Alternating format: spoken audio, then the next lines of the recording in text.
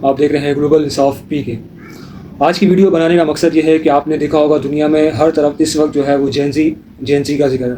آخر جینزی چاہتے کیا ہیں، کیا ان کی ڈیمانڈز ہیں، کیا ان کے کازز ہیں اور کیا وہ تبدیلیاں چاہتے ہیں۔ تو آج اسی چیز کو ہم ڈسکس کرنے جا رہے ہیں، تو ویڈیو کو ضرور دیکھیے گا۔ پسند آئے تو لائک کریں، کمنٹس کریں، شیئر کریں اور سب سے بڑی بات چینل کو سبسکرائب کریں۔ تو چلیں آج کی ویڈیو شروع کرتے ہیں۔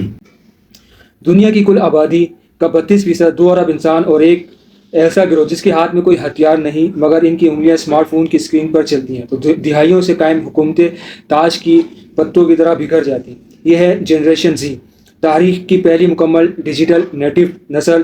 1997 سے 2012 کے درمیان پیدا ہونے والی یہ نسل کسی روایتی لیڈر، سیاسی جماعت یا میڈیا ہاؤس کی محتاج نہیں۔ لیکن کیا یہ صرف ایک نئی نسل کا ابھار ہے یا یہ عالمی طاقت کے ڈھانچے میں ایک ایسا اسٹرکچرل شوق ہے جس نے جرنیلوں، سیاستدانوں اور بیوروکریٹس کی نیندیں حرام کر دی ہیں؟ آج کے اس خصوصی تجزیاتی کیس اسٹڈی میں ہم سمجھیں گے کہ کیسے ایک الگوریدم نیٹ ورک بنگلہ دیش سے لے کر کینیا اور نیپال تک شاہی خاندانوں کا خاتمہ کر رہا ہے، اور آخر پاکستان کی جینزی اس عالمی انقلاب سے الگ تھلگ ایگزٹ اسٹریٹجی پر کیوں مجبور ہے۔ جنریشن زی صرف ایک عمر کا نام نہیں، یہ ایک ذہنی اور تکنیکی انقلاب ہے۔ پچھلی نسلیں جیسے کہ ملینیلز اینالاگ دنیا سے ڈیجیٹل دنیا میں منتقل ہوئی، لیکن جنریشن زی پیدا ہی اسمارٹ فون، کلاؤڈ کمپیوٹنگ اور الگوریدم AI کے دور میں ہوئی۔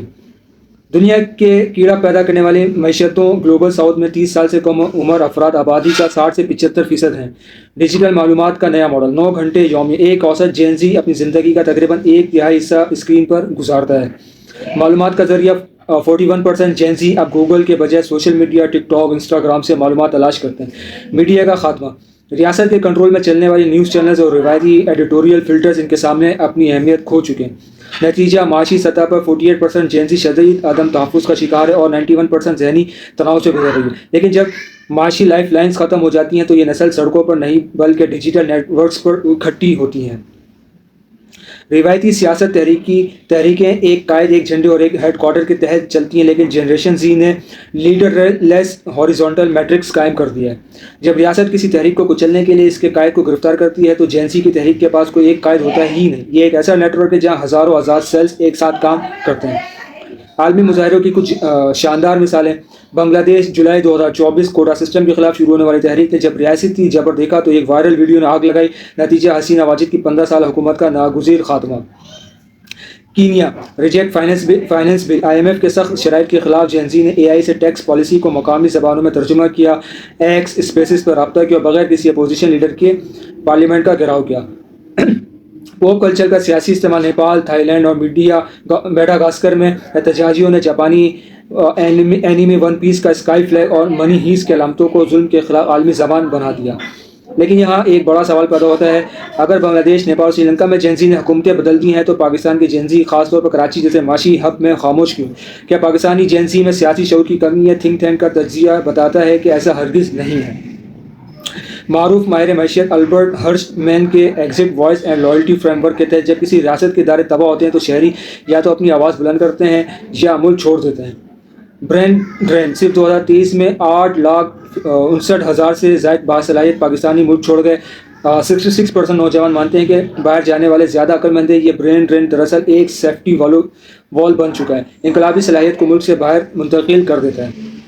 سروائیول اکنامکس، کراچی میں نوجوان فری لانسنگ، گروسری ڈیلیوری اور غیر رسمی معیشت میں دن رات جدوجہد کر ان کا مقصد سیاسی اصلاحات سے زیادہ روزمرہ کا معاشی بقا ہے۔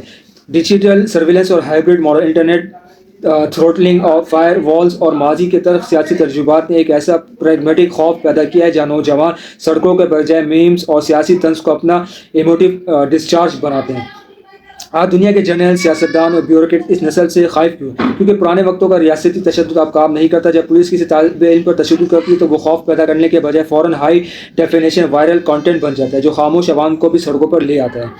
جنریشن زی کے بنیاد پرستی پر مبنی 4 عالمی مطالبہ، معاشی مساوات، IMF اور دیگر اداروں کے ظالمانہ ٹیکس پالیسیوں کا خاتمہ، شائستگی اور میرٹ، خاندانی سیاست، نیپو بیبیز اور نیپوٹزم اور بدعنوان اشرافیہ کا احتجاج۔ डिजिटल हुकूक, इंटरनेट को बुनियादी इंसानी हक तस्लीम करना और सेंसरशिप का खात्मा, माहौलियाती जवाबदेही, क्लाइमेट चेंज पर फौरी और ठोस इकदाम। रियासतें अब सेंसरशिप या ताकत के पुराने तरीक़ों से इस नेटवर्क जनरेशन को कंट्रोल नहीं कर सकती। जो हुकूमतें ख़ुद को तब्दील नहीं करेंगी वो डिजिटल तौर पर मुत्तहिद इस नस्ल के हाथों गैर मुस्तहकम होती रहेंगी।